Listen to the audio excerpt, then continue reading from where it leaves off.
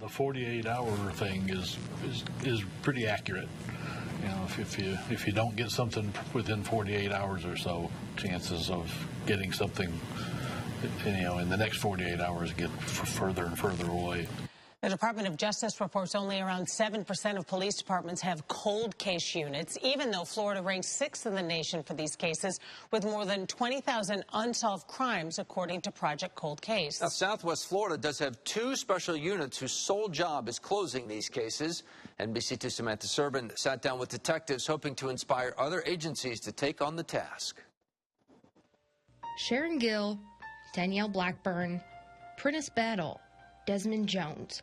Different races, ages, and zip codes, all called Southwest Florida home until their deaths. My baby, my baby. This was Desmond. I don't know, he was about 5 or 4. Danae Henley is Desmond Jones's mom. Des he was goofy and bright. The son I always wanted. I had my 2 girls. But it wasn't nothing like my boy, my baby. Spring break 2011. Her son, just 13 years old, snuck out of the house to hang out with friends on Lily Street. Next thing she knew, there's a knock at her door.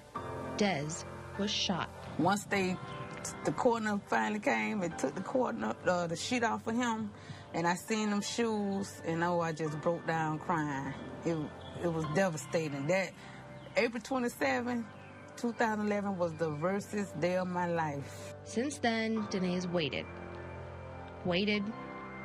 and waited some more for justice. Losing your child to murder and not knowing who did it or you do know who did it, oh my, it's unbearable. This journey here has been rough. Her only hope comes from detectives still working the case 13 years later. The cold case, they're amazing. We have a moral obligation to bring these cases to a closure, and that's what we're trying to do. Fort Myers detective Michael Iarossi is part of only 2 dedicated cold case units in Southwest Florida.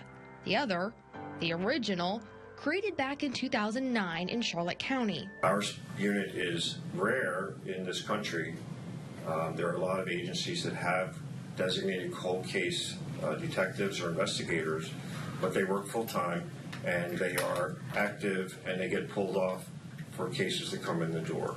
And that is a distraction that, to be successful, you cannot do in cold case investigations. According to the DOJ, our nation currently has more than 250,000 unsolved murders, increasing at a rate of approximately 6,000 each year. That's a lot of work for hands that are already very busy. Florida alone has more than 20,000 unsolved homicides, according to Project Cold Case. Here locally, between 2000 and 2020, Lee County cleared more than 65% of homicides. Collier County is right there, too. In Charlotte, however, that number bumps up to over 82%. That's why Detective Kurt Mell actually speaks nationally to law enforcement leaders. I teach cold case analysis, and we use some of the cases we've had here in Charlotte County, such as the Tara Sidarovich case, the Pilar Rodriguez case, the Sharon Gill case. We use those cases as to show the reason why you need a cold case unit. It takes a great deal of time. If you're doing other things at the same time, it doesn't work. The investment has paid off. This team closing several cases over the past few years alone.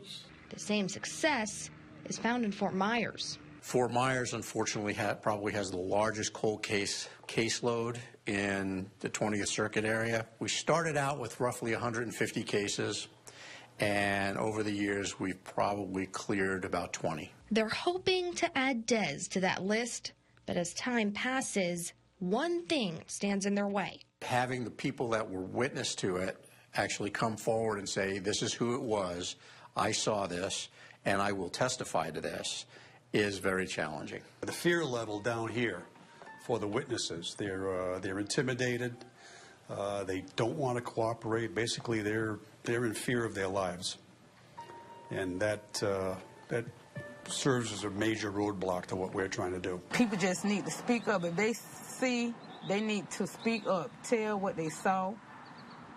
And you can't be afraid, because when you in them shoes, if the shoe on other feet, you would want somebody to tell.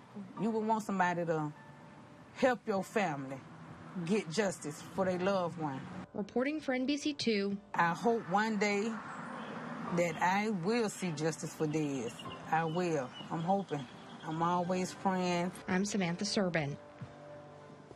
Samantha, big reason so many agencies probably don't have these cold case units is probably because of budget concerns. So these retirees, they probably do it at a discount, right? Right. They come back because this is what they love to do. They want to scratch that investigative bug again. And so this gives them a chance to do that, but do it at a cheaper rate so these families can get some closure. All right. Thanks, Sam.